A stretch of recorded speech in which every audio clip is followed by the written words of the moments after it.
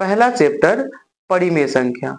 लेकिन पहला चैप्टर को समझने के लिए हमको बहुत छोटे छोटे से कुछ पॉइंट्स होते हैं जिनको समझना चाहिए। जैसे मान लीजिए कि हमको इस बिंदु को समझना है, यहाँ पे समझना है, लेकिन इसके आसपास और भी बहुत सारे छोटे छोटे पॉइंट होते हैं, बहुत सारे छोटे छोटे।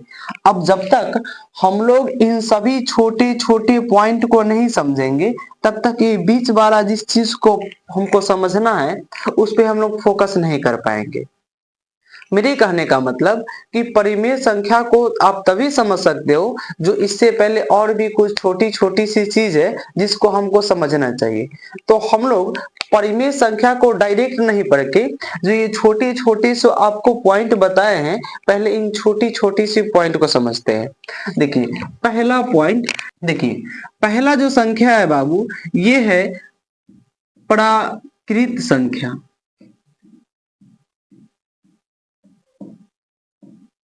प्राकृत संख्या। सबसे पहले हम लोग प्राकृत संख्या को थोड़ा सा समझते हैं कि ये प्राकृत संख्या आखिर होती क्या है। नेचुरल नंबर इसको कहते हैं। देखिए बहुत सुंदर सी बात है, इसका एग्जांपल हम लोग इस तरह से लिख सकते हैं 1 2 3 4 5 6 डैश डैश इंफिनिटिव। देखिए गिनती के संख्या को हम लोग प्राकृत संख्या कहते हैं। गिनती के संख्या को हम लोग प्राकृत संख्या कहते हैं। जैसे अगर आपको बोला जाए कि आप गिनती गनिए तो हम लोग शुरू करते हैं 1 2 3 4 5 6। अब देखिए आपको स्कूल में पढ़ा दिया गया छुट्टी के समय कि हम लोग पढ़ते हैं कि 1 2 3 1 0 0 100 छुट्टी। देखिए तो हम लोग के दिमाग में और बहुत छोटे छोटे बच्चे के दिमाग में ऐसा मानसिकता रहता है कि काउंटिंग सभी तक होता है, लेकिन क्या काउंटिंग 100 तक ही होता है? नहीं, 100 के बाद हम गन सकते हैं कि नहीं? 101 102 103 104 105। तो 1 करोड़ गन सकते हैं कि नहीं? 1 करोड़ 1 1 करोड़ 2 1 करोड़ 3 2 करोड़ गन सकते हैं कि नहीं? 10 करोड़ गन सकते हैं कि नहीं? हम लोग कितना भी गन सकते हैं।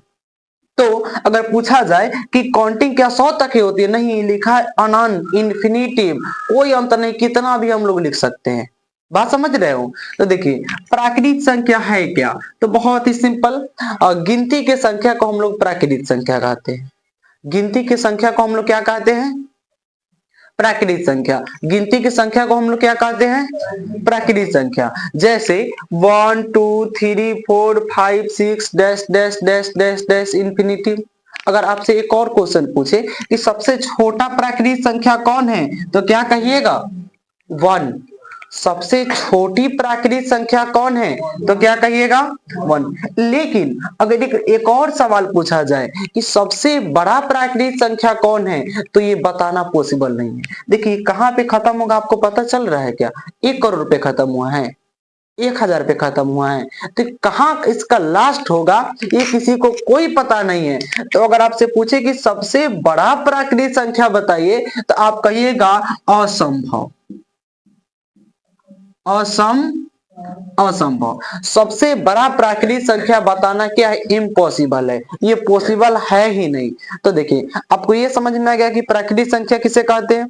सिंपल सी बात याद रखना है, गिनती के संख्या को हम लोग कहते हैं प्राकृत संख्या। जैसे 1 2 3 4 5 6 डैश डैश डैश इंफिनिटी।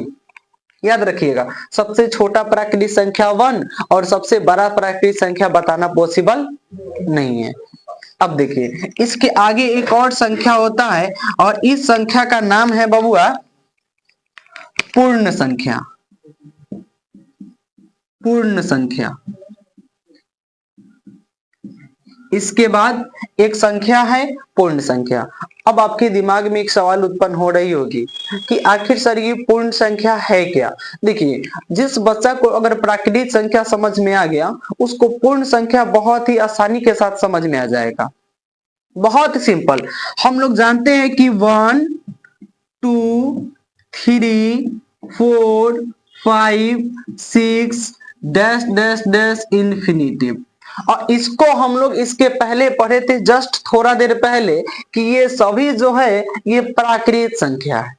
ये सभी जो है प्राकृत संख्या है, हम लोगों ने पढ़ लिया था। और बहुत सिंपल, प्राकृत संख्या में हम जीरो को शामिल कर देते हैं। प्राकृत संख्या में बाबू हम किसको शामिल कर देते हैं? जीरो को। प्राकृत संख्या में किसको शामिल कर देते हैं? जीरो को। अगर हम लोग प्राकृत संख्या में जीरो को शामिल कर देते हैं तो अब हमारा जो संख्या वह प्राप्त होता है, इस संख्या को हम लोग कहते हैं पूर्ण संख्या। क्या कहते हैं? पूर्ण संख्या। बात याद रखना है, सिंपल सी बात, कि कोई भी संख्या जीरो के बिना पूर्ण नहीं होता। कोई भी संख्या जीरो के बिना पूर्ण नहीं होता है, प्राकृत संख्या। और इसी में अगर हम लोग शामिल कर देते हैं जीरो को, तब जो संख्या प्राप्त होता है इसे हम लोग कहते हैं पूर्ण संख्या। क्या कहते हैं? पूर्ण संख्या। जैसे 0 1 2 3 4। अब देखिए यहां पर भी एक सवाल आपसे पूछा जाएगा कि सबसे छोटा पूर्ण संख्या क्या है, तो क्या कहिएगा? 0। सबसे छोटा पूर्ण संख्या क्या है? 0। और सबसे बड़ा पूर्ण संख्या कौन सा है, तो ये भी बताना पॉसिबल नहीं है, ये भी बताना पॉसिबल नहीं है। तो आप पूर्ण संख्या को समझ गए, प्राकृतिक संख्या को समझ गए, और इसके आगे भी कुछ संख्या है, इसको थोड़ा सा हम लोग मिटा देते हैं। नंबर होगा, चलिए इसके आगे एक और भी संख्या है, और ये संख्या है सम संख्या। सम संख्या। और सम संख्या भी बड़ा झकास है, बहुत सिंपल है, और ये सबको आ जाएगा। सिंपल सा बात कि वैसा संख्या जो 2 से पूरा पूरा विभाजित हो जाए, वैसा संख्या जो 2 से पूरा पूरा विभाजित हो जाए उसे सम संख्या कहते हैं। अच्छा, विभाजित हो जाए कोनो कोनो लड़कवा नहीं समझता है, तो आप समझिएगा कि वैसा संख्या जो 2 से पूरा पूरा कट जाए, कट जाए और छंट जाए। बात समझ रहे हो? वैसा संख्या जो 2 से पूरा पूरा कट जाए वो सम संख्या। अगर आपको थोड़ा सा स्टैंडर्ड बोलना है तो वैसा संख्या जो 2 से पूर्णतः विभाजित हो, जो पूरा 2 से पूरा पूरा भाग लग जाए, वो कैसा संख्या होता है? सम संख्या। एक बात याद रखना, 2 से कौन कौन सी संख्या कट जाती है पूरा पूरा, तो आपको 2 से विभाजता का नियम याद रखना है। अगर किसी भी संख्या के इकाई के स्थान पे 0 2 4 6 8 इसमें से कौनो एगो ना बाबू इतने, अगर 0 2 4 6 8 में से कोई भी संख्या अगर किसी संख्या के इकाई के स्थान पे हो तो वो संख्या 2 से पूरा पूरा कट जाता है। अगर संख्या यहां से दिल्ली तक लिख दिया जाए, लेकिन हमको उसको देख के डरना नहीं है, हमको उसके अंत में देखना है। अगर उसके अंत यानी इकाई के स्थान पर अगर हे में से कौनो एगो होगा तो संख्या पूरा पूरा किससे कट जाएगा? देखिए एक बहुत प्यारा सा एग्जांपल देखिए, जैसे यहाँ लिखा गया 4 6 3 4 3 2 5 6 4 2। अब देखिए इतना बड़ा सा संख्या दे दिया है, आप थोड़ा सा पढ़ लीजिए। इकाई दहाई सैकड़ा हजार 10,000 लाख 10 लाख करोड़ 10 करोड़ अरब। एक अरब लिखा गया है, 4 अरब कुछ होगा। अब देखिए हमको सिर्फ देख के बताना है 1 सेकेंड से भी कम समय में कि 2 से कटेगा कि नहीं, एकदम हम लोग देख लेंगे। हेने का कुछ नहीं देखेंगे, हम देखेंगे सिर्फ इसको। देखिए हे में से कौन एगो है कि नहीं है। अब हम लोग बिना सोचे समझे कह देंगे कि पूरा संख्या 2 से पूर्णतः कट जाएगी। अब 2 से पूर्णतः कट जाएगी तो बताइए सम संख्या होगी कि नहीं? सम संख्या होगी कि नहीं? बचपन में आप लोग को पढ़ा दिया गया है कि 2 4 10 ये सब सम संख्या होता है, तो इहो सम संख्या हो गया कि नहीं? होगा। सिंपल सा बात, वैसा संख्या जो 2 से पूरा पूरा कट जाए, वैसा संख्या जो 2 से पूरा पूरा कट जाए उसे हम लोग कैसा संख्या कहते हैं? सम संख्या। मान लीजिए कि अगर यहाँ पे हम लोग एग्जांपल में लिख देते कि 12, तो 12 के देखिए ये 12 तो दिख ही रहा है कि 2 से कट जाएगा। या आप ये वाला बात को सोचिए, इकाई के स्थान पे 2 है कि नहीं है, तो देखिए 2 से पूर्णतः विभाजित होगा कि नहीं? होगा। तो बताइए ये सम संख्या है कि विषम संख्या? सम संख्या। देखिए तो आपको सम संख्या समझ में आ गया। वैसा संख्या जो 2 से पूर्णतः विभाजित हो जाए उसे हम लोग कहते हैं सम संख्या। और 2 से कब विभाजित होगी, एक छोटी सी बात याद रखना है। अगर किसी भी संख्या के इकाई के स्थान पे 0 2 4 6 8 इनमें से कोई एक हो, कोई भी एक हो, तो संख्या पूरा पूरा किससे विभाजित हो जाएगा? 2 से। चलिए एक और एग्जांपल मान लीजिए कि यहाँ पर लिखा जाए 8 6 3 4 6 8 0। खड़ा होइए तो बाबू हर्षित, ये बताइए कि ये जो संख्या लिखा गया है ये सम संख्या है कि नहीं? क्यों सम संख्या है बाबू? हाँ लास्ट में 0 है। कुछो नहीं देखेंगे, है ना कुछो नहीं देखेंगे, एक के बार नजर देंगे सबसे अंत में इकाई के स्थान पे, और 2 4 6 8 जीरो में से कोई एक होगा तो ये 2 से पूरा पूरा कट जाएगा, और जब 2 से पूरा पूरा कट जाएगा तो क्या हो जाएगा बबुआ? सम संख्या। अगर आपसे पूछे, बात समझ रहे हो कि 2 से कब कब पूरा पूरा कटता है, तो 2 से विभाज्यता याद रखना है, किसी भी संख्या की इकाई के स्थान पे। का हो बबुआ, इतना लेट से नींद नहीं खुला है का? सोए रह गए थे, लेकिन ईमानदार लड़का है, लेट से भी सोचा है तो सोचा है कि आ जाते हैं। चलिए, तो किसी भी संख्या की इकाई के स्थान पे 0 2 4 6 8 हो तो 2 से पूरा पूरा क्या हो जाएगी? कट जाएगी, और जो 2 से पूरा पूरा कट जाएगी वो सबका सब कैसे संख्या होगी? सम संख्या। तो उम्मीद करते हैं आपको सम संख्या समझ में आ गया। सम संख्या कौन सा संख्या? विषम संख्या। और जवन जवन बबुआ समझ गया है कि सम संख्या, वो बबुआ को एकदम आसानी के साथ समझ में आ जाएगा कि विषम संख्या क्या है। बात समझ रहे हो? देखिए, जो जो बाबू समझ गया है कि सम संख्या क्या है, उस सब बाबू को समझ में आ जाएगा कि विषम संख्या क्या है। बात समझ रहे हो? अब देखिए, जवन संख्या 2 से पूरा पूरा कट जाए वो सम, और जवन संख्या 2 से पूरा पूरा ना कटे वो विषम। जो संख्या 2 से पूरा पूरा कट जाए वो सम संख्या, और जो संख्या 2 से पूरा पूरा ना कटे वो विषम संख्या। तो कौन 2 से पूरा पूरा नहीं कटेगा? जवना के इकाई के स्थान पे 0 2 4 6 8 न होगा। सिंपल सा बात याद रखना है, जिसके इकाई के स्थान पे 0 2 4 6 8 नहीं होगा ओकरा हम लोग कहेंगे विषम संख्या। काहे कहेंगे? काहे कि वो 2 से नहीं कटेगा, और जो संख्या 2 से नहीं कटेगा ओकरे ना हम कहते हैं विषम संख्या। तो देखिए, जैसे मान लीजिए कि यहाँ पे लिखा गया है 56। अच्छा बताइए, ये सम संख्या है कि विषम संख्या? सम संख्या। देखिए 6 2 4 6 8 में से है कि नहीं है? अब मान लीजिए कि अब यहाँ 5 लिख दिया जाए, अब से पूछा जाए कि कैसा संख्या? कैसा संख्या? अब बबुआ का है? हाँ, देखिए यहाँ पे 0 2 4 6 8 इनमें से कौन एगो है हो? नहीं है। तो कौन एको गो नहीं है, तो देखिए ये 5 है तो ये 2 से पूरा पूरा नहीं कटेगा। तो जो संख्या अगर 2 से पूरा पूरा नहीं कटेगा उस संख्या हो जाएगा विषम संख्या। उस संख्या क्या हो जाएगा? विषम संख्या। अब बताइए, यहाँ पर 3 लिख दिए हम लोग। 3 कैसा संख्या है? 3 कैसा संख्या है? विषम संख्या। अब देखिए, एक के बारे में पूछा जाए, बहुत ना, एक ना सम संख्या ना विषम संख्या। याद रखिएगा, एक ना तो सम संख्या होती है और ना ही विषम संख्या। ये गलती आप कभी नहीं करोगे। आपको कोई कोई टीचर इसको गलती पढ़ा दिया है, बात समझ रहे हो? लेकिन आप याद रखिएगा आज के बाद कि एक को ना तो हम सम संख्या के श्रेणी में रखते हैं ना विषम संख्या के, क्योंकि देखिए ये 2 से छोटा होती है एक, और 3 से भी छोटी होती है। बात समझ रहे हो? तो देखिए, जब छोटी होगी तो भाग लगेगा ही नहीं, दशमलव में आने लगेगा।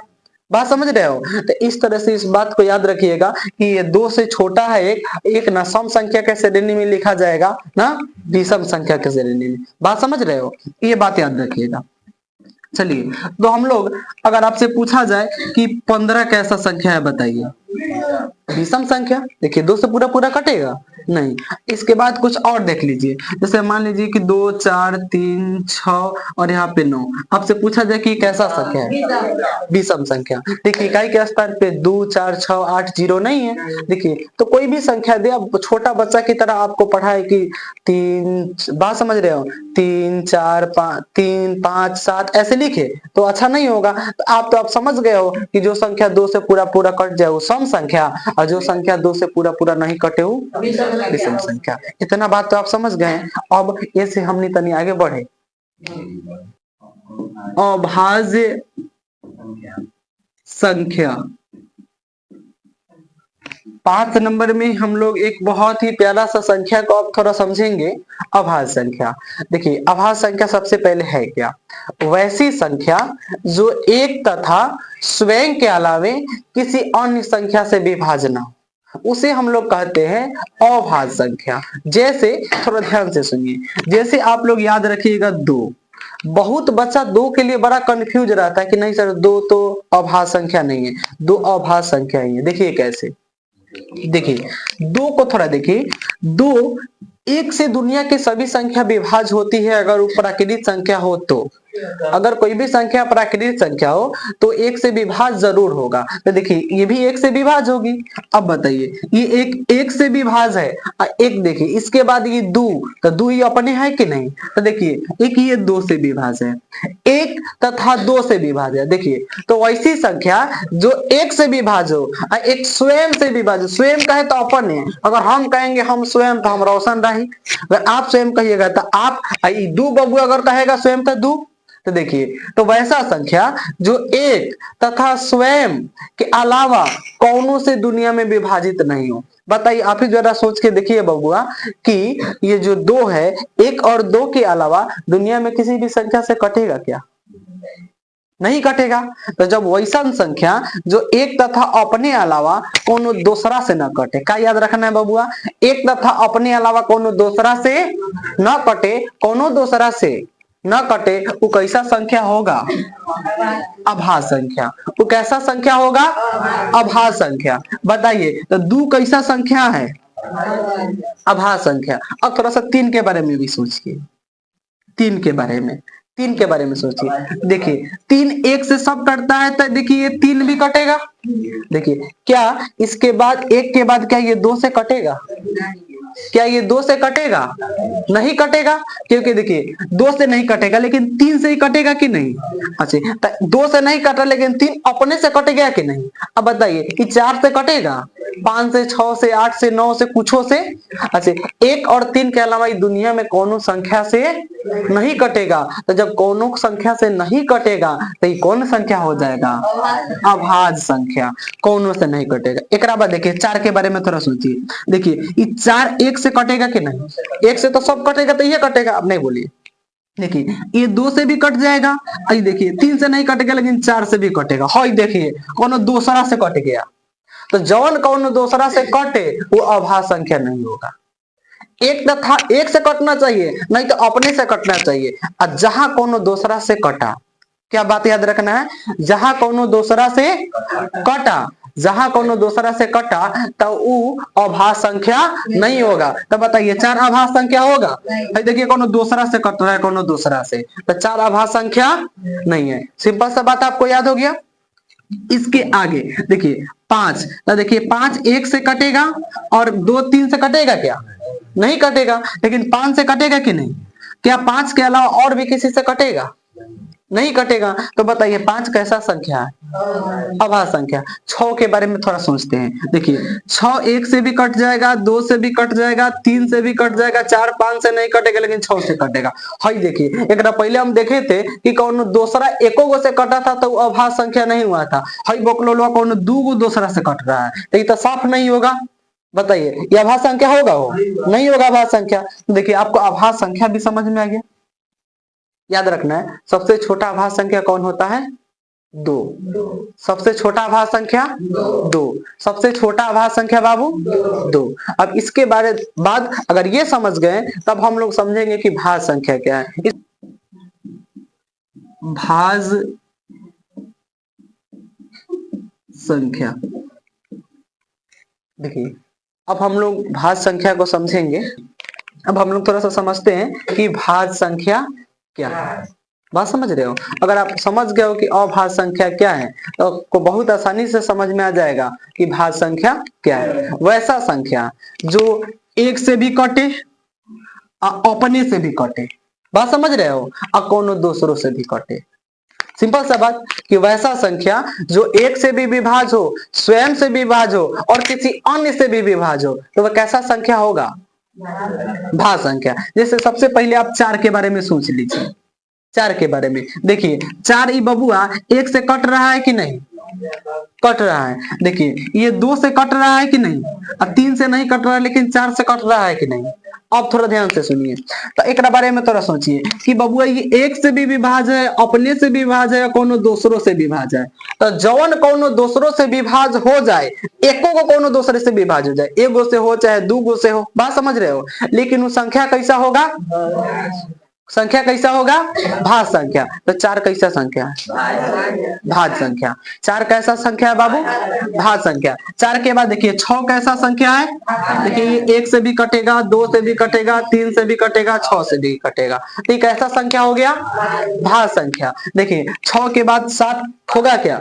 7 नहीं होगा। 7 के बाद हम लोग देख सकते हैं 8। देखिए 8 1 से भी कटेगा, 2 से भी कटेगा, 4 से भी कटेगा, 8 से भी कटेगा। देखिए एक अपने अलावा कोनो दूसरा 2 से कट जा रहा है, ये तो साफ भाज्य संख्या होगा। तो भाज्य संख्या आपको समझ में आ गया कि नहीं? वैसा संख्या जो 1 से कटे, अपनों से कटे और कोनो दूसरों से कटे, वो कैसा संख्या होगा? भाज्य संख्या। तो इतना बात आपको समझ में आ गया हो।